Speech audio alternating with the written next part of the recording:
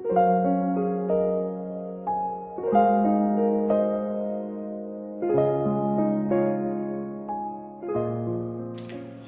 Bapak Ibu Saudara-saudara sekalian, bertemu kembali dengan saya Pendeta Daud Solihin dari GKI Kebonjati, Bandung.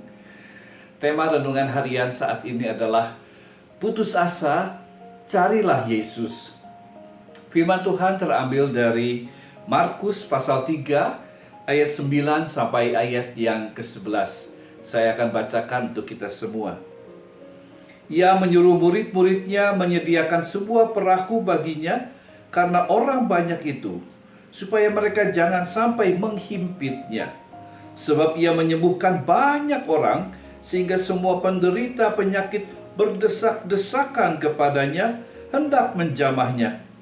Bila mana roh-roh jahat melihat dia, mereka jatuh tersungkur di hadapannya dan berteriak, "Engkaulah Anak Allah." Saudara-saudara yang dikasihi oleh Tuhan Yesus Kristus, sebuah koin mata uang mempunyai dua sisi. Sisi yang pertama bisa bergambar, merupakan gambar dari burung atau simbol-simbol lain. Tetapi di sisi yang kedua sebaliknya, biasanya tertulis angka, nilai dari koin mata uang tersebut. Bapak Ibu Saudara yang dikasihi Tuhan, demikian juga sebuah narasi, sebuah peristiwa, sebuah perasaan, sebuah pergumulan, sebuah cerita mempunyai dua sisi. Dua sisi ini harus dilihat secara berimbang. Tetapi kadang kita selalu condong untuk melihat sebuah cerita, sebuah kejadian dari salah satu sisi saja, sehingga kadang kita kurang bisa bersikap dengan baik pada peristiwa dan kejadian tersebut.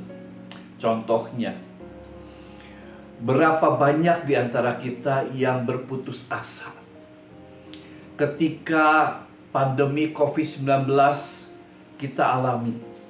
Keluarga jatuh di dalam berbagai macam kesulitan, bahkan ada yang meninggal dunia, dan beberapa orang menjadi depresi, menjadi stres. Ada yang putus asa, mereka mencoba mencari damai, mereka mencoba mencari pekerjaan lebih baik, mereka mencoba untuk kembali bagaimana belajar.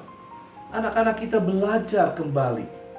Di tengah-tengah segala keterbatasan, banyak orang-orang menjadi berputus asa. Nah, mari kita lihat orang-orang yang juga pada saat itu hendak mencari Yesus. Mereka ada yang sakit, mereka ada yang tertimpa roh-roh jahat, mereka mengalami pikiran-pikiran yang jahat, mereka mengalami perbuatan-perbuatan yang melawan kebenaran.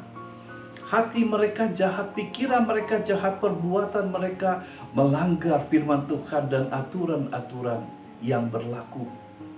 Tetapi mereka mau mencari Yesus, mereka hendak mencari dan menjumpai Yesus supaya hidup mereka dipulihkan, hidup mereka diselamatkan. Nah, bagaimana dengan kita semua?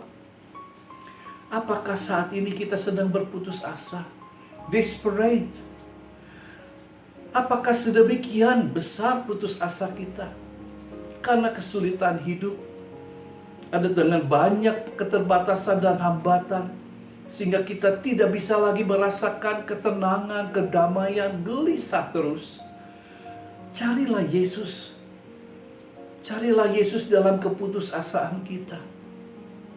Saudara-saudara, seorang bapak gereja yang bernama Agustinus berkata, hati kita selalu dalam keadaan gelisah sampai kita menemukan kedamaian di dalam Yesus. Karena itu, kata putus asa ini jangan hanya diartikan sebagai suatu nilai atau kondisi yang negatif saja. Tetapi siapa tahu, putus asa bisa menjadi titik pijak untuk kita berlari, mengejar dan mencari Yesus, supaya kita dipulihkan dan disembuhkan. Pertanyaan buat kita adalah, seberapa putus asanya saudara dan saya? Tetapi apakah keputusasaan itu menjadi media bagi kita untuk mencari Yesus, mengejar Yesus, dan minta tolong pada Yesus? Tuhan sembuhkan, Tuhan pulihkan. Orang-orang yang kena rasukan roh jahat pada zaman itu, mereka mengaku bahwa Yesus adalah anak Allah. Mereka sudah didamaikan dan dipulihkan.